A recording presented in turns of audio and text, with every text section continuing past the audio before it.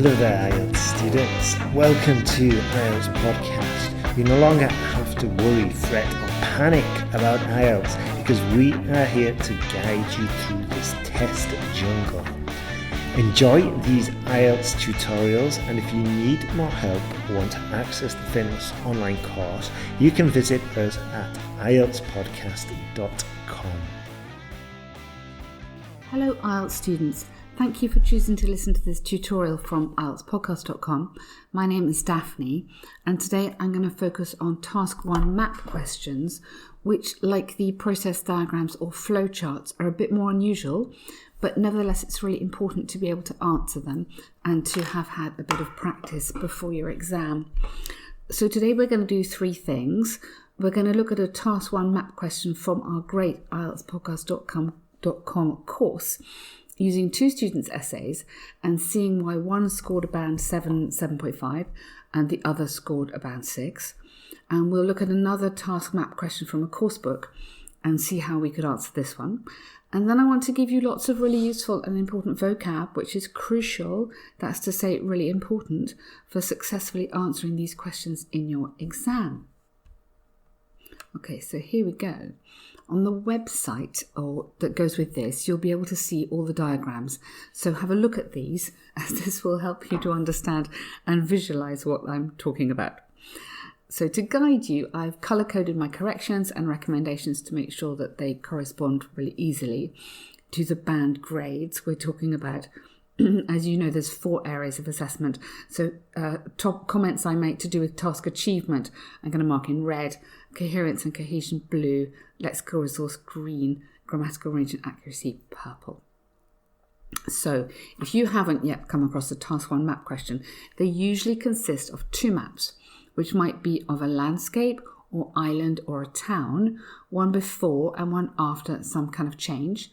And the question rubric asks you to summarize the information by selecting and reporting the main features and make comparisons where necessary. And like other task ones, the guide suggests 20 minutes of time and to write at least 150 words. So the one we're going to look at is the map question, which is part of our writing course. And you can find more about that on the IELTSPodcast.com website. The writing course is brilliant. We see our students making great improvements with all parts of their writing, Task 1 and Task 2, getting lots of practice on these different questions. So on this image, there are 2 almost rectangular islands before and after some development work. On the first one, we can see a beach on the western side and then only 9 trees or wooded areas scattered around the island, some on the northwestern corner, some on the northeastern coast, and others located to the south. In the after picture, there are some accommodation blocks. Now, these are labelled accommodation blocks on the diagram. On the western side, 3 larger independent buildings in the centre, and next to further accommodation blocks in a circular shape. On the right-hand side of the map is on the right-hand side is a lake. So footpaths and a vehicle track link the new buildings to a newly developed pier. So a pier sticks out into the sea, and there's a few sailing boats in the sea. So you can hear, so if you're listening carefully, I'm already using quite specific language to describe directions. This is really important. You are going to need this in this kind of task. On the left-hand side, or western side, in the northwestern corner, to the south, in the centre, to the east of, and so on. So make sure you're happy about directions, the north, south, east, west, and then the more specific northwest, southeast, and so on. Also note in English, we write these directions without a capital letter, and they can work as adjectives, so in the southwestern corner, or as a noun, simply in the northeast. So how do we start with these questions? So quite simply, the same way as I recommend you start with a pie chart or a line graph, you take a pencil and you circle the significant differences between the 2 images. Look for clues.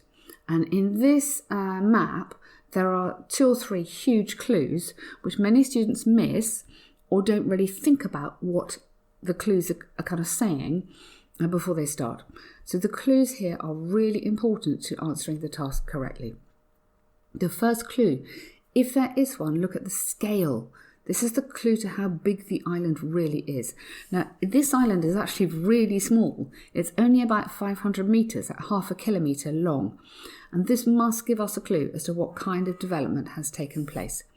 It is far more likely to be a holiday resort than a large new urban town. Now, any kind of questions I read, any responses I read that talk to me about urban regeneration, no, it definitely could not be that on such a small island. Also, it has no roads. That would be a problem. Other clues are in the labels, so look carefully. If you're given any labels, look at these really carefully too. Words like accommodation and footpath are more likely to be associated with a hotel or resort than a big new town. Finally, the drawing of the two sailing boats in the after picture also add to the idea of this being a holiday resort. So let's look at these two students' essays and see how they answered this question. So the first one, which is graded around about a band 6, starts. The illustration shows a piece of land before and after it went through a process of civilization. Okay. Well, the second one, which is more like a band 7, 7.5, begins. The two maps represent a plan of construction for a new resort on a previously undeveloped island. So immediately you can see which one gives me more information, and the second one is making some things very clear. The students looked at the scale, assumed the changes are part of a resort development, and told me the island was previously underdeveloped. So these observations will help score highly for task achievement. The first one talks about a process of civilization, which is not wrong, but it doesn't sound very natural. The overall sentences look like this. The first one says, overall, there are significant changes can be found. So we should correct that. Significant changes can be found in the island, particularly the new accommodation facilities, public buildings at the centre, and sea transportation at the southern part. So let's look at this in more detail. Significant, we like that word. So they talk about significant changes. Can be found, so nice passive voice, that's great. New accommodation, yes, fine, that's labelled, so we know what that is. Public buildings, I'm not sure about this. So for me, a public building is like a library or a museum, something big. Sea transportation, again, not sure. There's a picture of two small sailing boats, whereas sea transportation is suggesting to me a big cargo ship. So I don't think the students really understood the scale of the map. And because of this, their understanding of the changes isn't right. This would impact on task achievement. There's some language used for directions at the centre and at the southern part, but the wrong preposition. So we would say in the centre and in the south of the island. So the second essay reads, overall, the resort will be built all over the island and will include a hotel, a reception, houses, an artificial lake and a pier. Now, you may notice here that there is the future passive voice. This is quite unusual. It runs throughout this essay. It's been done very well. It's correct all the way through. Personally, however, I'm not sure about the use of the future here, but in the first sentence, the students already suggested that the maps were a plan of construction, which would suggest a future idea. Imagine that there were two architects looking at maps. So that's why they're using the future voice here. I think it would have been better to use the present perfect passive followed by the present tense. So my sentence would read, overall, the island has been transformed into a new resort which includes, and then you could say your hotel, your reception, whatever. Okay, so let's look at the first essay again. This is the next paragraph. The piece of land presented has a wide seashore with only about a fifth of its borders tied to land. During the process of civilization the area went through, the vegetation there was reduced extraordinarily, and both residences and buildings of social use were built, one of them being a pier in order to make use of the territory's shore. Another noticeable change was the appearance of a lake. Right, so there's some good stuff here, nice passive verbs. Vegetation was reduced, residences were built, and some good lexical phrases. So a fifth of its borders tied to land during the process of civilization, one of them being a pier in order to make blah, blah, blah. Okay, so there's some nice stuff going on there. However, my biggest problem is how this relates to the actual picture. So because this is an island, none of it is connected to land. An island is not connected to land. So in terms of coherence and lexis, we wouldn't talk about buildings of social use, but we'd probably say residential buildings. And I'm not sure about, for me, the process of civilization sounds more like evolution, like how man came into being. So I would prefer to say the development phase, something like that, or the development stage. So there's problems there relating to the coherence and also obviously to the task achievement, although there is some good stuff there too. So the second essay for me is much more concise and precise, and I think from this you could probably draw the map, which is always a test. If you can draw the map, then that's good without even looking at it. So the island is about 200 meters long and 800 meters wide. It is surrounded by the sea and with a beach on the west side. There are also some trees at various places close to the coast. According to the new plan, there will be a hotel with a reception and one more facility building in the centre of the island, while on both sides of the hotel there will be placed houses as accommodation for guests. So there's confident use here of the present passive voice. It is surrounded by the sea, a hotel will be placed, and I like the fact that the students give me a size of the island and use vocabulary relating to resorts. So nice lexical range here. Hotel, reception, facility building, accommodation for guests. So this all works well with the assumption that the changes are part of a new resort, and showing me the size of the island immediately reassures me, the student, they've looked at the information they've been given, they're using that information to make some realistic assumptions. The first essay, back to the first essay then, the final paragraph reads like this. The town, as it presents itself after all the modifications, displays 3 main buildings at its centre and 2 formations of the house accommodations, one on each side. There are 2 different kinds of path in the land's disposition, a footpath and a vehicle track that connect all main areas and enable the citizens' mobility. Okay, so although there are no major grammatical errors here, there is still the problem that the construction work is clearly not a town, and I think the students therefore miss the opportunity to use some key vocab for adding geographical positioning. So we could have had to the southwest, accommodation blocks have been built. On the far eastern shore, a lake has been created.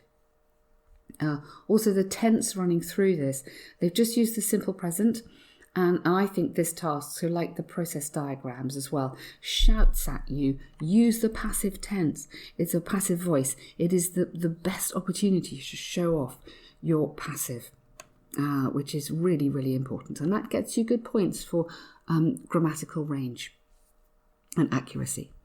So the second essay, the Band 7 final paragraph, is as follows. The hotel, the reception and the facility building will be connected by a vehicle track, while between the houses there will be footpaths. On the southern coast, a pier will be placed to provide a safe port for sailing boats. There is also a plan to create an artificial lake on the east end of the island. Compared to the initial look of the island, only the beach and some trees will be in the same place, while the general prospect of the island will change significantly. Okay, so I'm sure you agree. This is much more coherent and all in all a very good response. There's some great vocab, which is just what we need. We're talking about useful vocab for this kind of task. Connected by, placed, positioned, create, change significantly. I love the word significantly. So that for me, that's a great word. And grammatically, the student continues with the future passive. That's how they've started. So at least they're consistent going all the way through. And use some good connecting words. While, really useful connecting word. You've heard us say that before. And also compared to, obviously because they're comparing the first picture before the development and then the second picture. Okay, so hopefully that's given you an idea there for that kind of map question. What to do and what to watch out for. Let's have a look now at a different kind of map question. This image is taken from the course book called Ready for IELTS, published by Mellon Exams.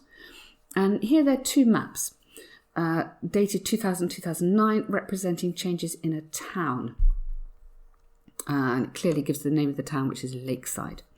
So let me read you a few sentences from the sample answer, which is given to this question, just to illustrate some useful vocab for this kind of task.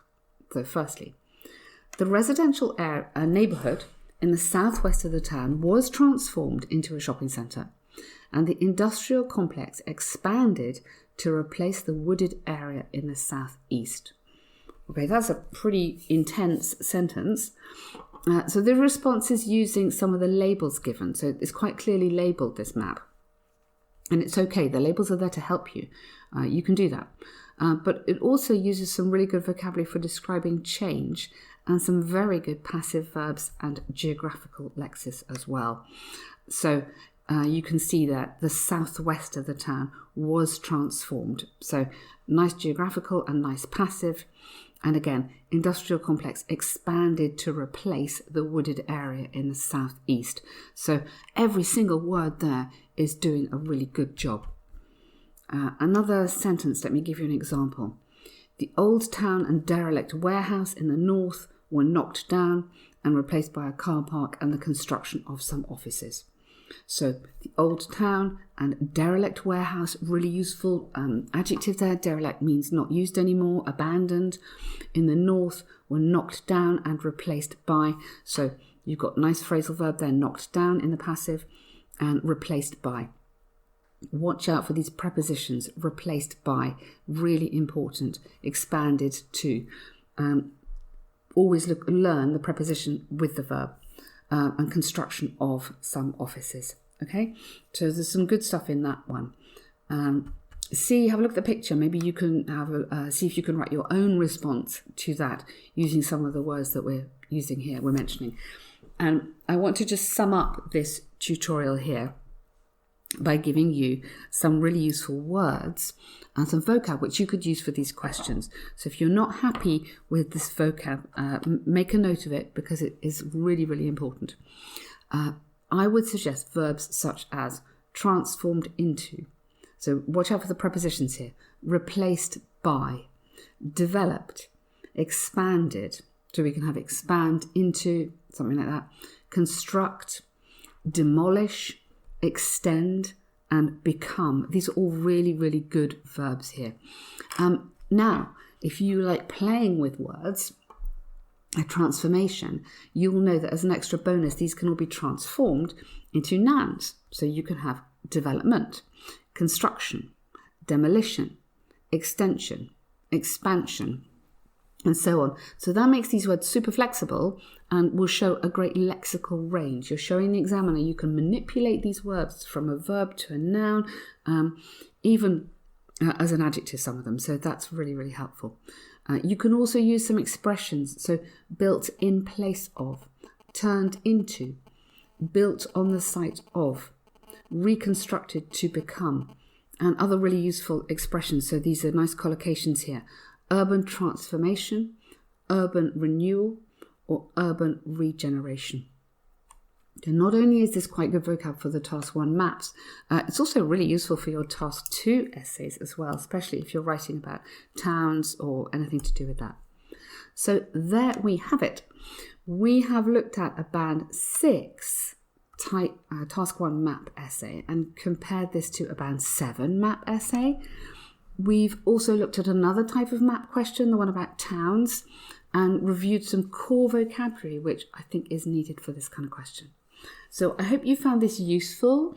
If you are struggling with your IELTS preparation and want to get some super friendly professional help, don't forget, sign up for our podcasts and emails, which are full of tutorials and guidance, which can really help you, and get involved in the course. So the writing course, which is really, really good. I mentioned that before. That can help you with your Task 2, your Task 1, give you lots of feedback personalised to you, lots of essay corrections and examples of different types of question. If you have a friend who's also working towards IELTS and finding it hard, do share this podcast with them. Good luck to all of you with your preparation, and talk to you soon. Thanks for listening.